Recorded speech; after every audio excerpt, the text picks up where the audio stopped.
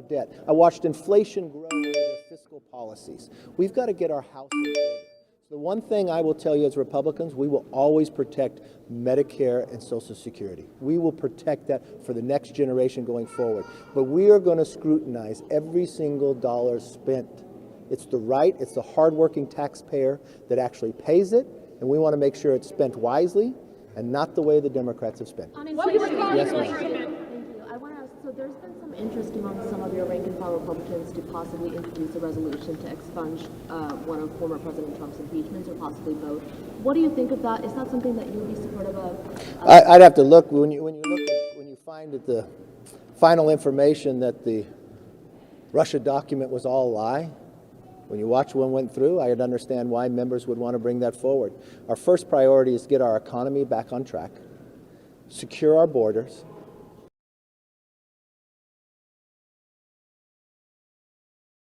make our streets safe again, give parents the opportunity to have a say in their kids' education, and actually hold government accountable. But I understand why individuals want to do it, and we'd look at it. Now, a bunch of Republicans, about 20 of them last Congress called on Speaker Pelosi at the time to release the adjacent Capitol security footage of all things that happened on that day. Is that something that you'd be interested in doing? Congressman Gates said that you would be willing to do that. Is that true? Yeah, I think the public should see what has happened on that day. I've watched what Nancy Pelosi did, where she politicized it, where for the first time in the history as a speaker,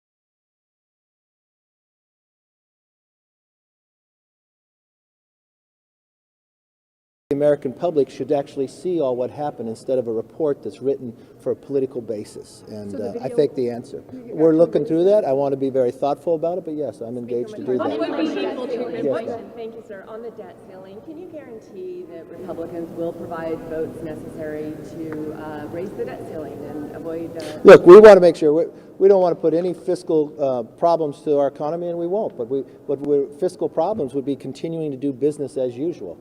I remembered when Trump was president and Nancy Pelosi was speaker, they became a debt ceiling agreement, and it was a cap agreement for 2 years to cap the spending and make those decisions. This is something that people have utilized. But I ask all of you and all Americans, if you have a child and you give them a credit card and they spend the limit, so you increase the limit again and again and again, when does it end? We've got to change the way we are spending money wastefully in this country. And we're going to make sure that happens. It's a hard-working taxpayer to do it. Paul, how are you? Good. That's good to see you. Senator Cornyn seemed a little bit dismissive of some of the House Republican plans to Jake Spilliker at Florida yesterday, and some of the other Republicans. What did he say? I don't have the exact quote on me, I'm sorry. He seemed to think that what happens in the House happens in the House, but the Senate needs to be bipartisan. Have you coordinated? Well, that's interesting because in the House here, we just had probably one of the biggest bipartisan votes to collect a select committee on China. I don't know, is the Senate even in this week? What did they do this week? Oh yeah, they haven't done anything. So I think the House has been very productive in the first 5 days. But yes, I sat down with all the Republican senators and talked to them about ways that they could be more productive. They didn't even pass one appropriation bill last year. They didn't even pass an NDAA. So the ways we can make the Senate more productive would be great, and I think us working together will help them in the process to do that. Yes, ma'am. No, yeah. The Democrats who believe that you may have brokered some sort of deal with Santos in order to keep him in the House. I'd say they're wrong. What would be the inflation, Speaker? We saw the right flank of the party move you on the rules package. Are you concerned that moderates will throw their weight around to do the same? Look, we are one party. We don't have just one idea, but we go from the Reagan philosophy. If we agree with people 80% of the time, we're all together. I like the idea of having a party so large that you have a lot of beliefs inside it, but you have a foundation of our beliefs. And I think what we went through last week will only make us stronger in the long run. Do you see a cap? You mentioned a cap agreement, a budget cap agreement, alongside the debt ceiling. Is that one of the things? Well, I laid out from an example of what happened last time. When Nancy Pelosi was Speaker, that's what transpired. To get a debt ceiling, they also got a cap on spending for the next 2 years. Spending is out of control here. There's been no oversight, and we cannot continue around the same process. I had a very good conversation with the president when he called me, and I told him I'd like to sit down with him early and work through these challenges. Because, yes, your question earlier, Paul, the House is different. The American public made a decision where they fired the Democrats and they put us in charge. We put out a commitment to America to tell them exactly what we would do if they gave us the power. And in this first week, we continue to keep that commitment. We repealed 87,000 IRS agents. We created a select committee on China to bring the jobs back. We continued to work for the going after accountability in this government, the church-style committee of where we're going.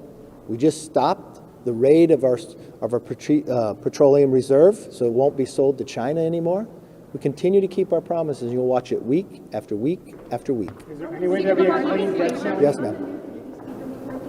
Are you concerned that the targets of potential subpoenas will use the argument that you used, Mr. Jordan used, to ignore the subpoena you got, that this is just political? No, because mine wasn't ignoring a subpoena. I said I would gladly go if we got to appoint people to the committee. If it was not political, you will find the fundamental difference of me being a speaker and Nancy Pelosi. The other side will get to name their members on the committee. It won't be handpicked by me and denying the Democrats their voice. So whatever transpires out of that committee is worked through Republicans and Democrats as we move forward. It's a fundamental difference. With the Intelligence Committee, is it? Why? You said you're going to let Democrats appoint their own members to the committee, but you've also indicated you're not going to let them. I was very clear early on. Let me phrase something very direct to you. If you got the briefing I got from the FBI, you wouldn't have Swalwell on any committee. And you're going to tell me other Democrats couldn't fill that slot? He cannot get a security clearance in the private sector. So would you like to give him a government clearance? You asked me questions about Santos. You asked the questions about Swalwell. Not only was he getting a clearance, he was inside an intel committee. He had more information than the majority of all the members. Did you ever raise that issue? No, but you should have. You're going to tell me there's 200 other Democrats that couldn't fill that slot, but they kept him on it? The only way that they even knew it came forward is when they went to nominate him to the Intel Committee. And then the FBI came and told the leadership then, he's got a problem. And they kept him on. That jeopardized all of us. Adam Schiff openly lied to the American public. He told you he had proof. He told you he didn't know the whistleblower. He put America for 4 years through an impeachment that he knew was a lie. At the same time we had Ukraine, at the same time we had Afghanistan collapse. Was that the role of the Intel Committee? No. So what I am doing with the Intel Committee, bringing it back to the jurisdiction it's supposed to do. Forward-looking to keep this country safe. Keep the politics out of it. So yes, I'm doing exactly what we're supposed to do. Last question. No, right here. I'll go too quick. You both, but you go first. No, let her go first. Let her go first. That Congress has a priority to investigate Biden's handling of classified documents, but Yes. you don't think that Congress has a priority to investigate Trump's handling of classified documents? Even though Well, what's an interesting question to me is, they put a special prosecutor on that. They raided Mar-a-Lago when he was gone. They came in with sirens and everything else. Even though they had already met, they knew it was there. They said, put another lock on. They put another lock on it. Had they asked, they could have just picked it up. But why would they do that? Why would they go after a political opponent that way? Why would they leak photos and say all this? Why would they go through the former First Lady's clothing? Why would they go through his son's clothing? Why would they raid in the manner in which they did? At the same time, prior to an election, you found a sitting president when he was vice president with top secret documents. Why did they handle that differently? We're in America. We believe in equal justice. Why did they not even tell America that that transpired? How did he sit before 60 Minutes knowing what he had done? How do we find out a second location and he's shocked by it? Why aren't you asking him these questions?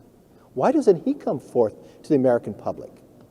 We don't think there needs to be a special prosecutor, but I think Congress has a role to look. Yes, last question. I just wanted to ask you, as a member of Congress, have you ever used a lawyer or an attorney to clean out or remove your officer?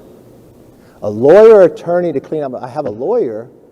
I don't know what point you're trying to get at, so help me further on the question. Well, Mr. Biden said he sent his lawyers to move his office, so I'm wondering if that's something... No, I use my hands and my own, so I think it's kind of, I think if you call a lawyer to remove something for your office, he must have known ahead of time. So I think he has a lot of answers to the American public.